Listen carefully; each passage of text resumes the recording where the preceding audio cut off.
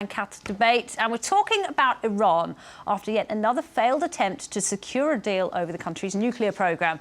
Today, Iran is blaming France, the United States is blaming Iran. So who scuppered the deal and what are the hopes of an agreement? Let me tell you who my guests are tonight. From Washington, former White House official Lawrence J. HAAS is in Tel Aviv tonight. Meir JAVEDANFAR co-wrote a biography of the former Iranian President Mahmoud Ahmadinejad. Laurie DUNDON is a former senior advisor to the US State Department, and Arnaud Castaignet is a freelance journalist and an international politics specialist. Well, before the break, we were talking about reactions from the West about this deal. But what about Iran? Well, let's talk to our Media Watch editor, Nicholas Rushworth. He's here with us in the studio. Do bear with me while I make a small move over here. Hello, Nick. It's good to see you. You've been looking at tweets and online reaction from the Iranian point of view today. I have indeed. Hi to you, Laura, and hi to everybody. And I'm going to go first straight away to a tweet from the supreme leader himself, Ayatollah Ali Khamenei. And there you can see it in black and white, well, a bit of colour. French officials have been openly hostile towards the Iranian nation over the past few years. This is an imprudent and inept move, so critical. That's actually, if you look there closely, it's the first tweet of two tweets. Let me go to the second one. And this is slightly, I thought my reaction to this was slightly more worrying because it gets sort of like the Persian poet Rumi, sort of very philosophical. A wise man, particularly a wise politician, should never have the motivation to turn a neutral entity into an enemy. Right, so he's really saying we've got it in for the French from now on. Yeah, exactly. We've got this whole idea of perhaps underpinning that as kind of sense of threat, really, the sort of, the message. Arnaud Castaignet, I wonder what you think when you read that. I mean, could this be damaging for France economically in the future? I mean, if there is a deal and we go back to trading with Iran, for example, French cars, one industry that the experts are saying could be particularly badly hit. Yeah, I think Peugeot used to sell around 200,000 cars in Iran, but the government told Peugeot to leave the country. So now the economic ties between France and Iran are already very, very low. So I think it will not have any incidence on economic relations. But that said, we all know that America is very much more pragmatic, and I guess that when Iran is going to be economically more open, I'm pretty sure that the US are going to win much more contracts than France. We can expect France to lose major contracts in the future when Iran is going to be economically more open. So it could be worrying for the future trade. Well, that whole point is expressed in some of the reaction in the Iranian press. This is the FARS news agency here, and it had a piece over the weekend as soon as the news broke about the French move. Iranian tradesmen industrialists censure France's negative position in Geneva talks, and apparently straight away they said, that's it, trade is over. We're not going to deal with France. Tweeting going on, of course, about this. I saw this tweet from the FT journalist Abby Fielding-Smith, and there she's picked up a story that was also in the FARS news agency coverage. There you can see Geneva consisted of tough negotiations and a French gun-wielding frog. That's a headline in the FARS news agency. Is that supposed to be Laurent Fabius? Well, Laurent Fabius, of course. Laurent Fabius, I can go to his Facebook page. Iranians have been directly talking to him on that. Right. Hundreds of tweets, and they go down with France, shame on France. Napoleon's body is moving in its tomb, the whole thing. So Netanyahu and Fabius are one. It just goes on. Hundreds of them, about 400 I counted. I just want to finish on the Tehran Times, perhaps a bit more sober and measured. There we can see quite simply the comment piece there. France ruined its image in Geneva. That piece there saying Paris should not oppose the will of the rest of the world.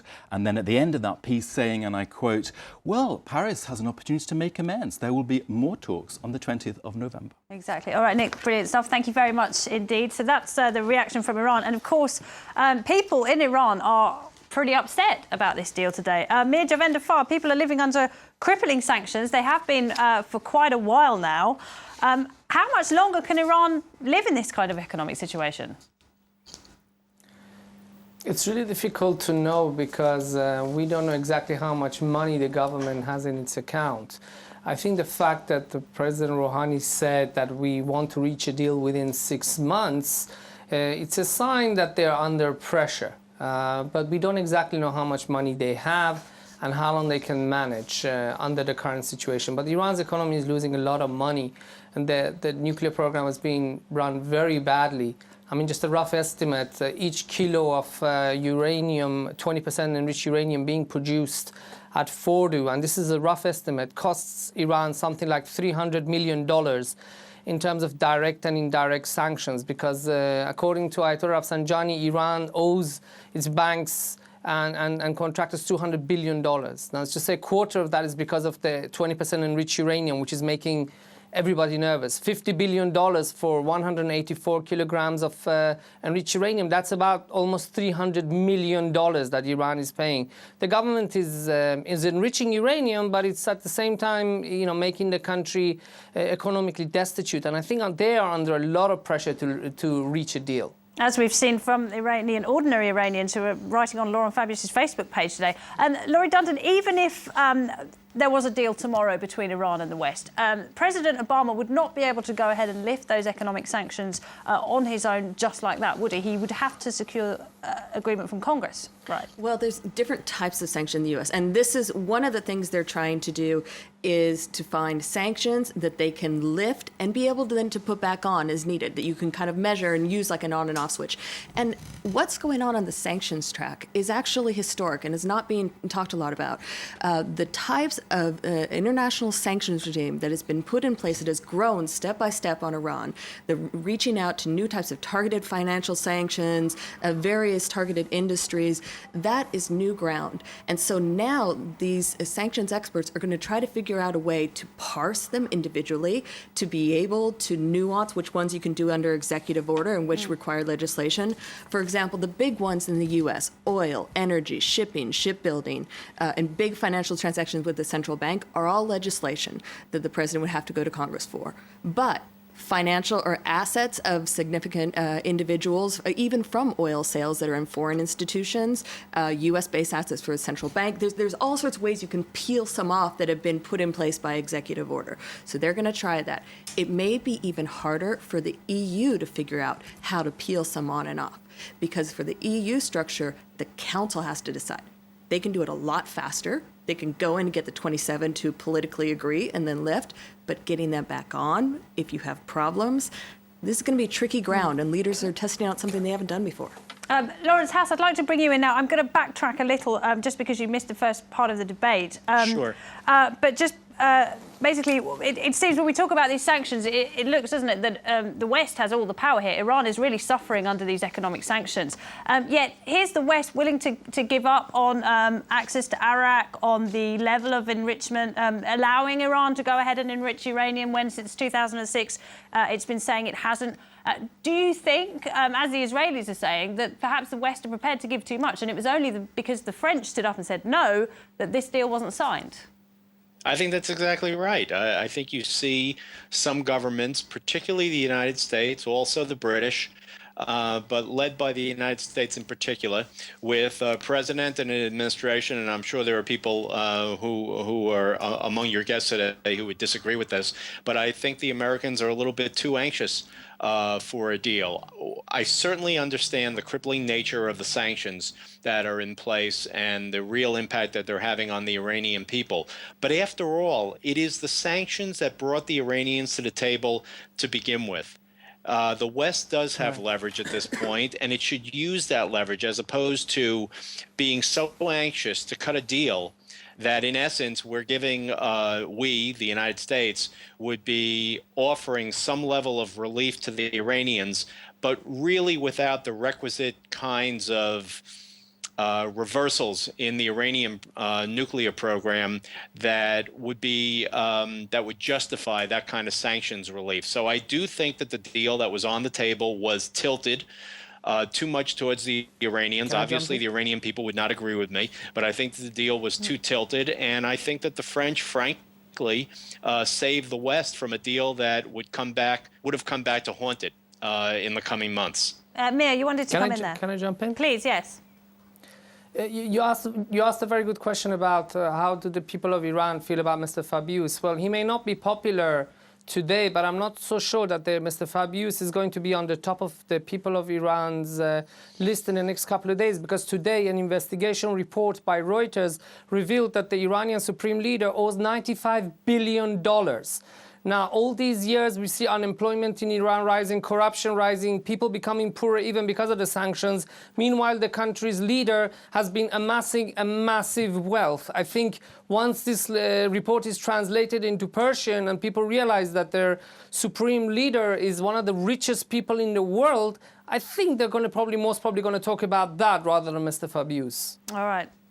Now, the fear is, though, isn't it, that if the West pushes Iran too hard, pushes this regime too hard, the moderate, as we all call him in the West, Hassan Rouhani, will be removed from power. The hardliners will be back in power. This could go on for another 10 years, during which time Iran can do whatever it likes. It can build a bomb, it can do whatever it likes, because it's not agreeing, it's not allowing any inspectors to come in. That's the balance here, isn't it?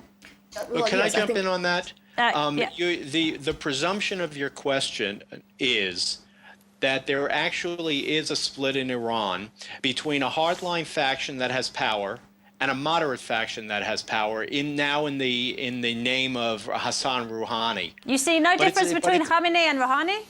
It's not that I don't see a difference. It's a question of who ultimately has the power. Does Rouhani truly have power in the name of moderation to cut a deal that is a deal that the West can accept? Even Rouhani has said that enrichment is our bottom line and we must have the right to enrich. On that fundamental point, there really is no difference between Khamenei and Rouhani. And if that continues to be the position of the Iranian government in its entirety, in the name of Rouhani or Khamenei, it's going to be very difficult to reach a true meeting of the minds between the United States, the P5+1, and the Iranian government on the other side. My question is, if your strategy is not a negotiation strategy, and I'm not saying don't go in tough in the negotiation and even, be ready to go back and forth for multiple meetings, and continue hardline position, that's fine. But if your strategy is not a negotiation strategy, what is it? Just, hang out for the next few years? Okay, excuse me, that's a bit dramatic. But, is it just to continue to let the clock tick, continue to let enrichment develop, and then just go for tighter and tighter and tighter sanctions? Yes, sanctions, these tough sanctions have had an incredible effect. Unfortunate for the population, but in getting Iran to the table, we can see that direct connection. Will tighter and tighter sanctions mean they'll be more and more desperate, or will you start to get diminishing returns? Right. And so what is your alternative strategy? And if Iran doesn't want to abandon that red line, that bottom line of we want to enrich uranium, we're at an impasse here, aren't we? We're in an impasse, but the fact that Iran is willing to be on the table of negotiations is already a first step. We mentioned the assets of Ayatollah Khamenei.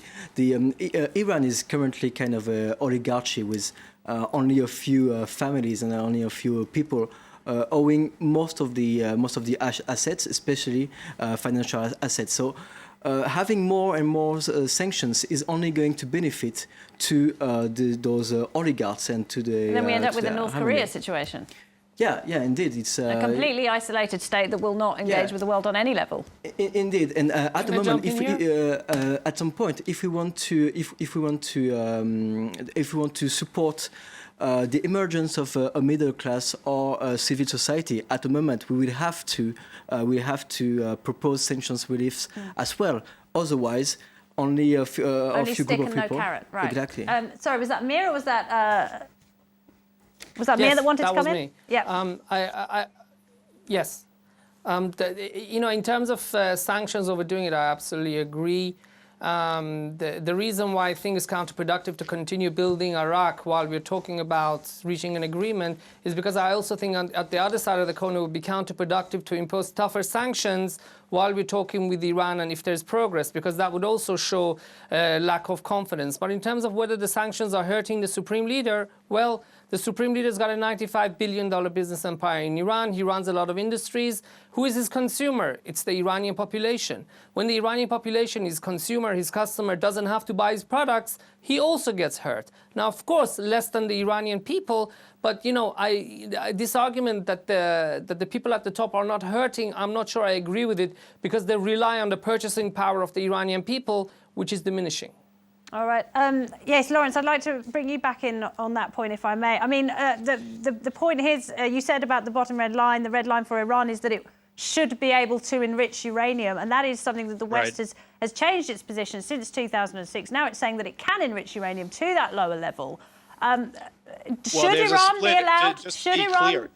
Should Iran be allowed to enrich uranium, or do you think, as the Israelis do, they should not be allowed to enrich uranium at all? I think the real answer to that question is under what circumstances. The Israelis are suspicious of the Iranians having any enrichment capability because they do not feel that there is any inspection regime that can guarantee that the Iranians will not quickly take low-grade enrichment, turn it into weapons-grade enrichment. They are concerned, of course, about the 20% enrichment, but they're also concerned about enrichment up to 3.5% because they see without inspections that you can quickly move from 3.5% to 20% and then move to 90%, and then you've got weapons-grade uranium. So if you're asking me the question, should they be allowed, I could see a scenario in which they are allowed low-grade enrichment teamed up with true open inspections that the Iranians have never allowed. The fact that the Iranians have never allowed in on-site unscheduled inspections, unfettered access by the West, led to the situation where the West was demanding an end to enrichment whatsoever. There is perhaps a deal in there, but it really has to be predicated on open inspection so that everyone can see what's going on, and the global community will have a heads up if the Iranians clearly are moving in the direction away from civilian use towards military use. Meir, why won't the Iranians allow unfettered and complete access to all of these sites, if they are, after all, just trying to produce a civilian nuclear program? Well, to be honest with you, until now, this has been one of the issues. You know, Iran has a right to have a nuclear program for civilian purposes. Iran needs it, in fact. But until now, you know, they've been playing cat and mouse. You know, for example, the Parchin site, which you're talking about. There's suspected that they tested some surrogate explosives which can be used in a nuclear explosion. Now, what have they done over the past 3 or 4 years? They've removed all the trees around that site. Why? Because you can trace enriched uranium from the trees, from the environment. They've completely removed the soil around that area. They've replaced it. Inside the camp, they've been excavating under a tent. They've been excavating it, and now they're placing beton. They're placing concrete over it. So, you know, maybe once they've built a Disneyland on top of it, they'll let us visit that site. But until that happens, you know, the West is going to be quite suspicious about their actions. And if they want to relieve this and to relieve the pressure, I think it would be in their interest to increase inspection. But they're not doing it because I think some in the regime want to keep the option of making a weapon, while others just want to use it as a negotiation chip. And you said also, just if I could just pick you up on that point, you said that Iran needs a nuclear program for energy. Does it not have huge oil reserves? Could they not be investing in oil refinery instead? Why is this never brought up in negotiations? You know, the thing is that Iran, you know, to sell, if you can sell your oil at $100 a barrel, would you rather just use it to produce electricity at home or to use it as export? This is the Iranian argument, and I think it's very valid. You know, everybody's turning to nuclear energy because it's more economic. And Iran, started doing this during the Shah. That's not the issue here. The issue is that when Iran is discovered having a design to test the design of a nuclear warhead, and they don't answer, then of course we're going to be suspicious. Or when there's a simulation, they're caught with a simulation of a nuclear explosion, and they don't answer, then of course we're going to be suspicious. But if they were just cooperating with the IAEA fully now, I think they would have been to get, they would have rid themselves of all this diplomatic and financial costs. And this is why we have to ask, why do they bear such a cost? And that seems to be the way forward, doesn't it, Laurie? Working more closely with the IAEA, allowing unscheduled visits, allowing the inspectors to go wherever they want, because there is a situation of mistrust which comes after years and years and years of deceit. And I think that's why the West and the P5+1 are not ready to give on all sanctions. First of all, as Kerry said today, we're not stupid, we're not blind. We need to hold on to significant leverage, because as this goes forward, ideally it'll be phased, and there are going to be continued games. And you're going to have questions, I think, of cohesion of implementation. You may have support from certain members of the political leadership, but what happens when senior military folks want to, fire off a missile, continue to do provocative acts? There is going to be continued reason for skepticism and continued reason for tight monitoring and keeping leverage. So I don't think anyone's going in blind to this. In fact, you even have some of the negotiators who were part of nuclear negotiations with North Korea years ago, and they've been through the experience of going in, seeking a deal, trusting even just a little bit too much to try to get something, and being burned. So you have experienced people that have been, 10 years of doing this on Iran, through previous nuclear negotiations, arms control experts that are serious and skeptical. And that's going to be a key part of even what the West offers. Keep leverage, stay skeptical. Okay. Lawrence, John Kerry said today that the Iranians weren't ready to accept this deal at this point. Are they going to be more ready on the 20th of November, do you think? I don't think so. And frankly, I want to follow up on and make a sort of a larger point that follows up on the comments that were made a moment ago. Yes, the United States isn't stupid. The West is not stupid, and we've been through a lot of this, and I'm sure that the negotiators for the United States are very savvy, and they've been through the North Korean experience. Having said that, in a sense, the Iranians have won this round. And I'll tell you why I say that. There's tremendous pressure in Washington, a bipartisan majority in Congress, for greater sanctions. The Obama administration has gone to Congress and said, look, we're in the middle of negotiations with the Iranians. We have to show some good faith here. You can't impose more sanctions. The argument was convincing. Congress has held back. The Iranians have now basically move the ball until the next date of negotiations on November 20th. They can continue to make progress in their nuclear program. They can install more high-grade centrifuges. They can enrich more uranium. And at the end of the day, yes, they have the existing sanctions, but they don't have any additional sanctions, which is in a sense where we were headed. So if I were in Tehran, I would probably be feeling a little bit better.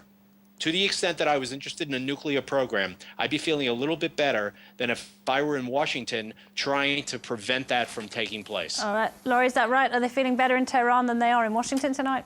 Maybe for the week, but I do think the economy's in a tailspin. So we may only have a window of opportunity before the economy can pick back up, till they can focus on an adapting economy that's more self-sustainable and not as subject to the sanctions. But it's in a tailspin right now. I wouldn't be too comfortable if I was an Iranian until you get some of this lifted. Meir, very quickly before we go, are you hopeful of a deal on November 20th?